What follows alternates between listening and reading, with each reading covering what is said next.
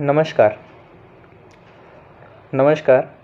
Ladki Bahin KYC online प्रक्रिया कशी करायची?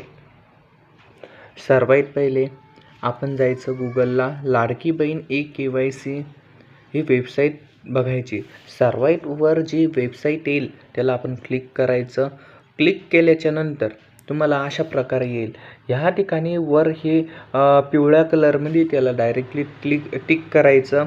त्याच्यानंतर ते टिक केल्याच्या नंतर मग तुम्हाला ह्या ठिकाणी आपलं वेबसाईट ओपन होईल.